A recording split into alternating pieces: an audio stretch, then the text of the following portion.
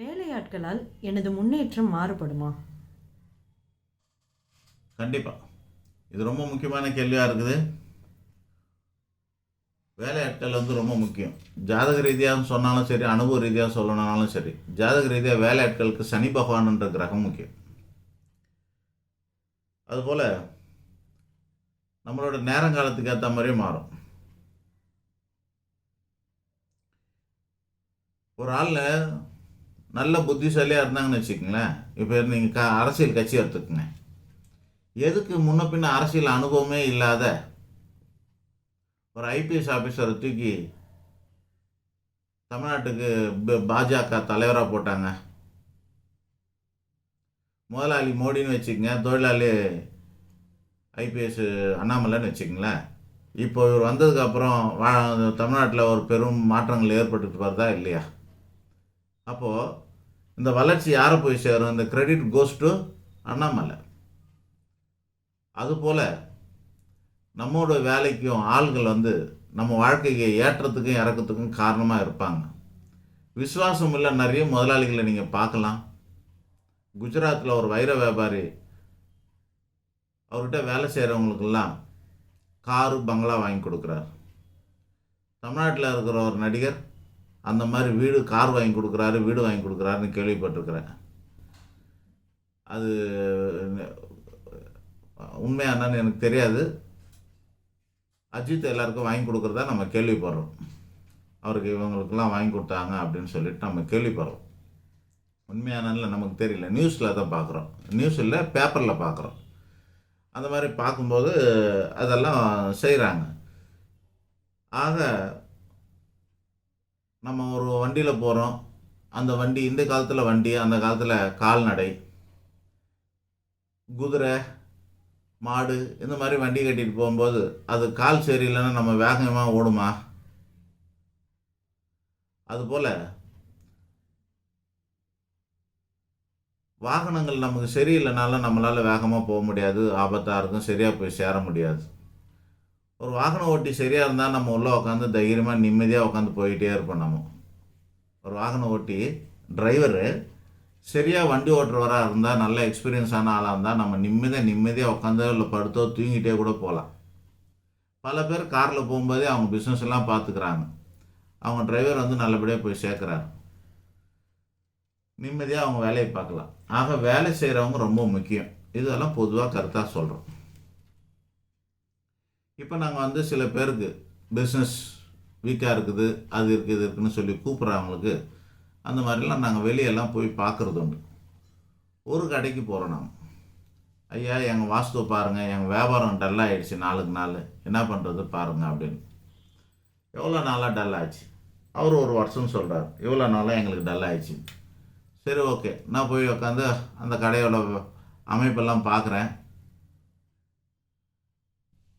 அப்புறம் வாஸ்துவெல்லாம் பார்க்குறேன். எல்லாமே சரியாக தான் இருக்குது. அவர் ஜாதகம்லாம் பார்க்குறேன். அதெல்லாம் கூட நல்லா தான் இருக்குது. கடந்த காலில் அவர் கோடியாக சம்பாரிச்சும் இருக்கிறார். நல்லா பெருசாக சம்பாரிச்சும் இருக்கிறார். அவர் வாழ்க்கையை அவரோட திறமையில் நல்லா வளர்ந்ததாக தான் இருக்குது. ஸோ அப்போ என்ன தான் காரணமாக இருக்கும் அப்படின்னு சொல்லிட்டு ஆராய்ஞ்சிக்கிட்டே இருக்கும்போது பார்த்தா, ஒருத்தர் அவங்களுடைய அது ஒரு கடை வியாபாரம் இதில் நல்ல அனுபவமாக தான் இருக்கார். ஆனால் எனக்கு அவர் பண்ணுற இதில் திருப்திகரமாக இல்லை. அதனால் நான் சொன்னேன், அவர் யாருன்னு பார்த்தா அந்த கடைக்காரோட பையன் மகன். ஏங்க நீங்கள் உங்கள் சன்னை கடையில் வைக்காதீங்க, அவருக்கு வேறு தொழில் பார்த்து கொடுங்க, அப்போ உங்களுக்கு வியாபாரம் நல்லா ஆகும்னு சொல்லிட்டேன். என்னங்க நீங்கள் இப்படி சொல்கிறீங்க அப்படின்னு. நீங்கள் எப்போ வியாபாரம் எப்போத்துலேருந்து உங்களுக்கு டல்லாச்சுன்னு கேட்டேன். அவர் வருஷம் சொன்னார். இவர் எப்போ படிப்பு முடிச்சுட்டு வந்தார் அப்படின்னு. அப்போத்துலேருந்து தான் வந்தாருன்னாங்க. மேட்ச் ஆயிடுச்சு. இவர் வந்த நாள்லேருந்தே சரியில்லை. என்னன்னா அவனோட எண்ணம் இந்த அப்பாவோட பரம்பரை தொழிலை செய்கிறதுல அவனுக்கு எண்ணம் இல்லை. அவனுக்கு வேற ஒரு தொழிலை செய்கிறதுக்கு அவனுக்கு எண்ணமாக இருந்தது. அது என்ன கடைன்னு சொல்ல மாட்டேன், இது என்ன தொழில்னு சொல்ல மாட்டேன். காரணம், ஒருவேளை இந்த வீடியோ அவங்க பார்த்தாங்கன்னா அவங்க பர்சனல் வெளியே சொல்லிட்டு தான் நான் குற்ற உணர்வுக்கு ஆளாயிடுவேன். அதனால் அதை சொல்ல மாட்டேன், சொல்லாமல் சொல்கிறேன். ஸோ அவர் வந்து அப்போ கூடி பேசி என்ன பண்ணலான்னு பார்த்தாரு. இவருக்கு பக்கத்தில் இல்லை இவர் சொந்த பில்டிங்கில் அவருக்கு ஒரு அலுவலகம் வச்சு கொடுத்து அவரோட தொழிலை பண்ணி கொடுத்தாரு. இன்றைக்கி அமோகமாக அவரும் சம்பாதிக்கிறார். இன்றைக்கி பையனும் அமோகமாக சம்பாதிக்கிறாரு. இவரோட வியாபாரமும் பழைய நிலைமையில் நல்லபடியாக ஓடிக்கிட்டு இருக்குது. ஆர்வம் இல்லாத ஒரு ஆளை கடையில் வச்சு வேலை வாங்கக்கூடாது.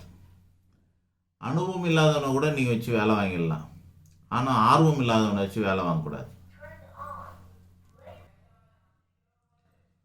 அனுபவம் இல்லாதவனை கூட நம்ம வந்து வச்சு வேலை வாங்கிடலாம், ஆனால் ஆர்வம் இல்லாதவனை மட்டும் வச்சு வேலை வாங்கக்கூடாது. அது மாதிரி ஆட்களால் நமக்கு வந்து மாற்றங்கள் வரும். வேலை செய்கிறவங்களுக்கும் உங்களோட ராசிக்கு ஆகாத ராசிலாம் சிலது இருக்குது. லாபம் தரக்கூடிய ராசி இருக்குது, தனம் தரக்கூடிய ராசி இருக்குது.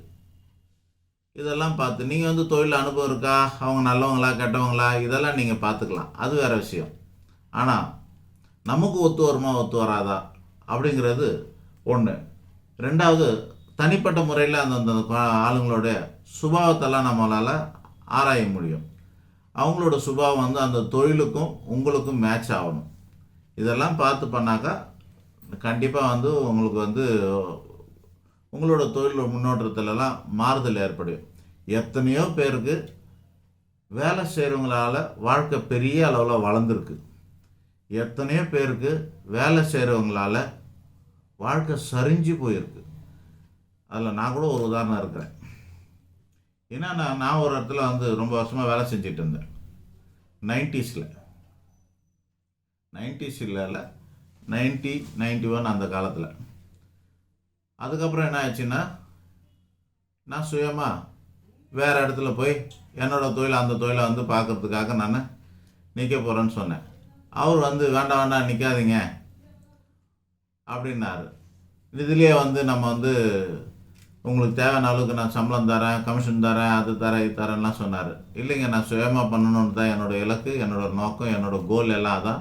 நான் சுயமாக பண்ண போகிறேன், நான் போகிறேன் அப்படின்னு சொன்னேன். ஆனால் அதுக்காக டைம் கொடுத்தேன், வேறு ஆள் வச்சுக்கணும். சரி, நான் அவரும் வேறு ஆள் பார்த்து நல்ல ஆளாக பார்த்து ஒரு ஆள் வச்சுக்கிட்டார். வச்சதுக்கப்புறமா நான் வந்து இன்னும் சொல்லப்போனால் சம்பளமே இல்லாமல் ஒரு மாதம் அவங்க கூட இருந்து அவருக்கு எல்லாமே தேவைப்படுறதெல்லாம் வேறு சொல்லிலாம் கொடுத்துட்டுலாம் போனேன். ஆனால் நான் வந்ததுக்கப்புறமா ஒரு வருஷத்தில் அவர் அந்த தொழிலையை விட்டுட்டு இழுத்து மூடிட்டு போயிட்டார். இழுத்து மூடில் சோல்ட் அவுட் வித்துட்டு போயிட்டார்.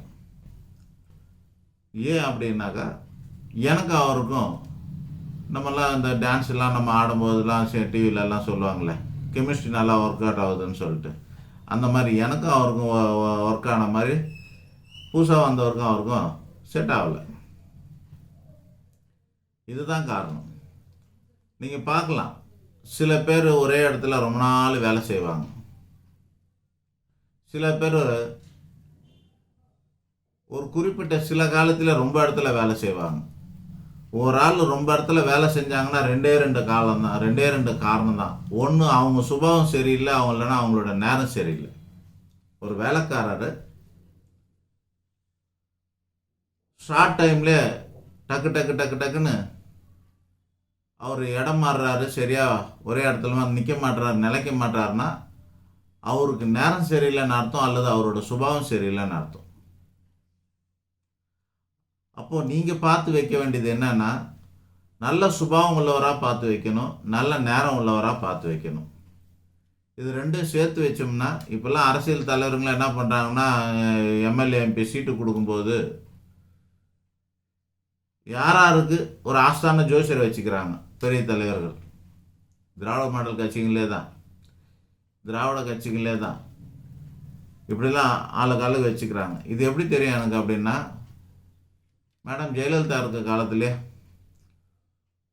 ஒருத்தர் வந்து ஒரு எம்எல்ஏ சீட்டு வாங்குறவர் என்கிட்ட வந்து கேட்டார், ஐயா நான் வந்து நிற்க போகிறேன் அப்படின்னு. நீங்கள் நிற்காதீங்க அப்படின்னா. இல்லை, எனக்கு சான்ஸ் கிடைக்குது அப்படின்னாரு. இந்த கிடைச்சாலும் நிற்காதீங்க, மேடமுக்கும் உங்களுக்கும் இப்போ 2 பேருக்கும் நேரம் சரியில்லை, அதனால் நிற்காதீங்கன்னு சொன்னேன். நின்னால் நீங்கள் வந்து தோற்றுருவீங்க, அவங்களுக்கு ஒரு சீட் லாஸ் ஆகிடும், உங்களுக்கும் வந்து பணம் லாஸ் ஆகிடும், வேணாம் நிற்காதீங்கன்னு. ஆனால் கேட்கல. அவர் நின்னா தோத்துட்டார். அதுக்கப்புறமா நான் கேள்விப்பட்டது, அந்த கட்சியிலே வந்து எல்லாருக்கிட்டையும் ஜாதகம் கலெக்ட் பண்ணி தான் சீட்டு கொடுத்தாங்கன்னு அடுத்த எலெக்ஷனில். ஸோ நேரம் நல்லா இருக்கிறவங்கள பார்த்து நம்ம சேரணும். நமக்கும் சரியில்லாமல் அவங்களுக்கும் சரியில்லாமலாம் இப்போல்லாம் பார்த்தீங்கன்னா வீடியோவில் வந்து எல்லோரும் எந்தெந்த தலைவர்களுக்கு எப்படி நேரம் இருக்குது, இப்போ அடுத்தது 2024 எலெக்ஷன் வருது, எந்தெந்த தலைவருக்கு நேரம் நல்லா இருக்குன்னுலாம் கேட்பாங்க. இப்போ கூட நான் வந்து இப்போ சமீபத்தில் கூட ஒரு 3-4 வருஷமாக ஒரு தலைவர் ஒரு இடத்துல இருக்கிறாரு. அவர் வந்து அடுத்த எலெக்ஷனில் சீட்டு கிடைக்குமா அப்படிலாம் கேட்டார். நான் நெகட்டிவாக சொல்லிட்டேன், உங்களுக்கு கிடைக்காதுன்னு. இல்லைங்க, நான் 2 வாட்டி நான் வந்து எம்பியாக இருந்திருக்கிறேன், எனக்கு கிடைக்குங்க, நீங்கள் என்ன இல்லைன்றீங்கன்னு. எனக்கு யோகம் இருக்குதுன்னாங்க. உன் யோகம்லாம் காலியாக போச்சியா? ராமராஜனுக்கு காலியான மாதிரி, கவுண்டமணி காலியான மாதிரி, மைக் மோகனுக்கு காலியான மாதிரி உன் யோகமும் காலியாக போச்சு, இனிமேல் நீ வந்து அந்த மாதிரி நிற்க முடியாது, காலியாகிடும்னு.